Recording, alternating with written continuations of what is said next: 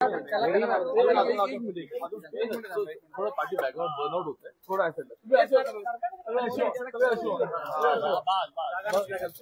Kamlesh ji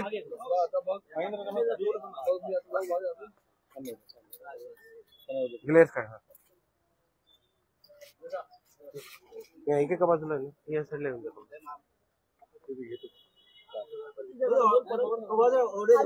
okay okay okay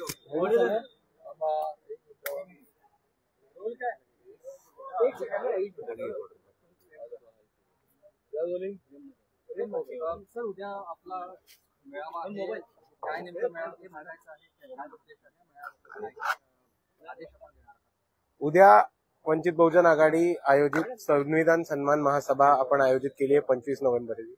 आपल्याला आठवत असेल तर 2023 मध्ये सुद्धा ही महासभा आपण घेतली होती. 24 मध्ये आम्हाला घ्यायची होती पण त्या दरम्यान विधानसभा चालू असल्यामुळे ही सभा घेणं काही शक्य नाही झालं. पण आम्ही दरवर्षी 25 नोव्हेंबरला संविधान सन्मान महासभा ही घेत राहणार आहोत आणि त्याचं एक उद्दिष्ट असं आहे की एका बाजूला सगळे म्हणतात की संविधान धोक्यामध्ये, संविधान खतरेमध्ये, पण आतापर्यंत हा देश इथपर्यंत जो पोहोचलाय, आतापर्यंत जी प्रगती केली आहे आणि आतापर्यंत आपण जे पुढे आलोय ते फक्त आणि फक्त भारताच्या संविधानामुळे आलोय. आणि या संविधानाचा सन्मान करून हे संविधान सेलिब्रेट करणं, साजरा करणं हे पण तितकंच गरजेचं आहे. आणि त्याच्यासाठी आम्ही संविधान सन्मान महासभा दरवर्षी 25 नोव्हेंबर रोजी आयोजित केली. आता तुम्ही विचाराल की संविधान दिवस हा 26 नोव्हेंबर असतो, पण तुम्ही 25 तारखेला का घेता?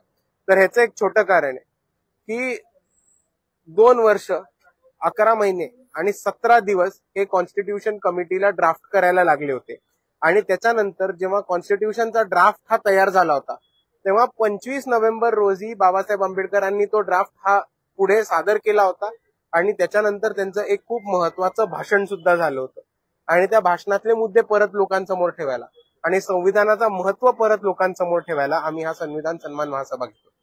विरोधकांनी संविधान वाचवायची मुदत काही वेळा सुरू केली आणि आता त्यानंतर त्या विरोधकांकडूनच मतदानामध्ये मतदान प्रक्रियेत घोळ होते असं म्हणत निवडणूक आयोगाच्या भेटी घेतल्या जातात. त्यानंतर विनंती केली जाते की मतदार याची निश्चित करावे. या सगळ्याकडे कसं तुम्ही बघतात? कारण आज पण विरोधक सगळे मिळून भेट घेणार आहेत निवडणूक आयोगाची. हे बघा, सगळ्यात पहिले हा मुद्दा उपस्थित बाळासाहेब आंबेडकरांनी केला होता. त्यांनी 76 लाख म्हणजे 76 लाख वाढीव मतदान ह्या विधानसभेमध्ये झाले आणि ते कुठनं झाले याचा पुरावा आम्ही इलेक्शन कमिशनकडे मागितला होता. तर आमच्या माहितीमध्ये आणि आमच्या तपासामध्ये असं आढळलंय की 5 वाजल्यानंतर 76 लाख मतदान ह्या महाराष्ट्राच्या विधानसभेमध्ये वोट कास्ट गेले होते.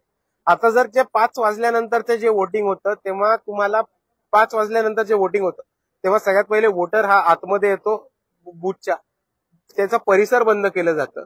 त्याच्यानंतर त्याला एक चिठ्ठी दिली जाते आणि त्या चिठ्ठी मिळाल्यानंतरच तुम्हाला 5 वाजता वोटिंग करता येतं, कारण 5 वाजता वोटिंग बंद होतं.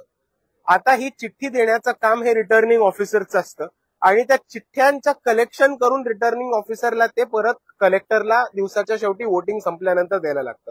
तर आमची इलेक्शन कमिशनला आणि महाराष्ट्राच्या हायकोर्टमध्ये जी पिटिशन केली होती त्यामध्ये दोन्ही सरळ म्हणजे Chetan Ahire versus state of Maharashtra जी केस उभी राहिली होती त्याच्यामध्ये आमचा सरळ एकच आक्षेप होता की 76 लाख मतदान हे 5 वाजल्यानंतर झाले. जर ते मतदान अधिकृत असेल तर त्याच्या चिठ्ठ्या आणि ज्या डेटा रिटर्निंग ऑफिसरनी कलेक्टरला दिलाय तो जगासमोर मान्य करावा. तर आम्ही मान्य करू की हे 76 लाख हे व्हॅलिड वोट्स आहेत. नाहीतर आम्हाला हेच धरायला लागेल की हे 76 लाख इनव्हॅलिड वोट्स आहेत आणि इलेक्शन ही धोक्यामध्ये आणि चुकीच्या पद्धतीने चिटिंगनी घेतली. आणि याच मुद्द्याला अनुसरून तुम्हाला अजून एक गोष्ट सांगतो की आपण परवाच बघितलं असेल की 100 भाजपचे नगरसेवक हे निवडून आलेत नगर परिषदा नगरपालिकेच्या निवडणुकीत.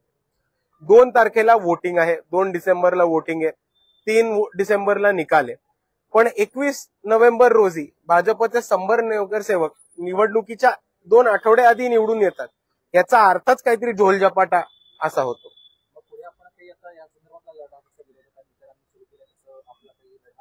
हे बघा, विरोधकांच्या आधी बाळासाहेब आंबेडकर यांनी हायकोर्टामध्ये गेले होते, हायकोर्टामध्ये याचिका सुद्धा दाखल केली होती आणि तेव्हाच आम्ही विरोधकांना आमचे दरवाजे उघडे करून हात मिळवणीचा प्रयत्न केला होता आणि सगळ्यांना सांगितलं होतं की आम्ही ही पिटिशन घेऊन कोर्टात जातोय.